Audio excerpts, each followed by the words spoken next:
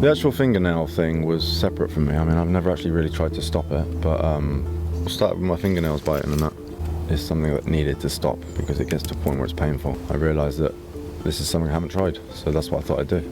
I think it was slightly different from wanting to seek help. I wasn't actively sat down wanting to seek help for fingernail biting. To be honest, it's a thing that happens to me every day of my life. I never really thought more of it. Obviously, when it starts to get painful, you can understand the points of wanting to stop. But trying to work out where it come from and why it's happening isn't something that was happening, it was just doing it. Now I could put a time and a place when I was doing it, so I could obviously blame those things. But as I started researching into the mind, it showed me there were different things. And Lucy told me Bobby was really good at getting you to open up and that. And obviously that's what pulled me into it. But talking to Bobby made me realise different things. So. Very trustworthy, he's a very approachable person. And from the moment I sat down, he didn't stop smiling, so I think that's a good start when you're trying to do something. I think that's what attracted, I think that's what built up my trust.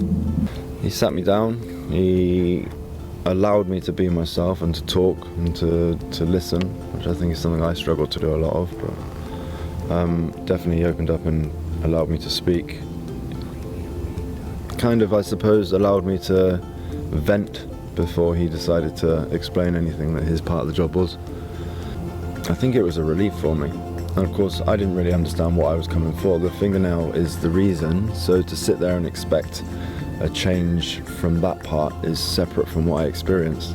I think that was the start of it. I think that was the point of him listening originally and not coming to his own conclusions, so to speak. Obviously, when I came in here, I was full of thoughts, literally left, right and centre, and the fingernail biting was irrelevant to the point I came here. When I came here and started opening up and realising that I had quite a few things in my life that I wasn't happy about, even though I was coming across as quite a strong, powerful, happy person. The things I was thinking about are the negatives part of it. So my life is actually quite a good life, but the negatives are the things I was focused on. And so in my life, from my position where I was stood, all I was seeing was the negative side of it.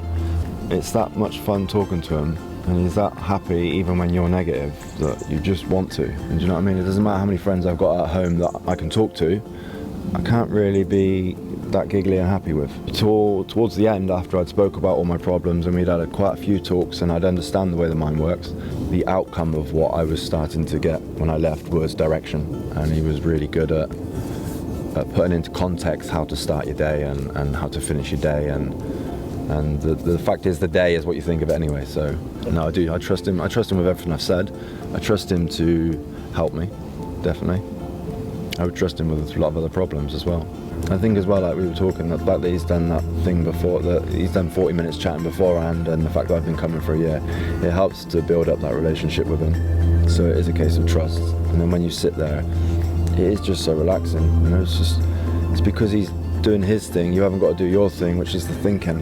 And it really does just turn off. And as I said, I don't think I've ever been in there without falling asleep.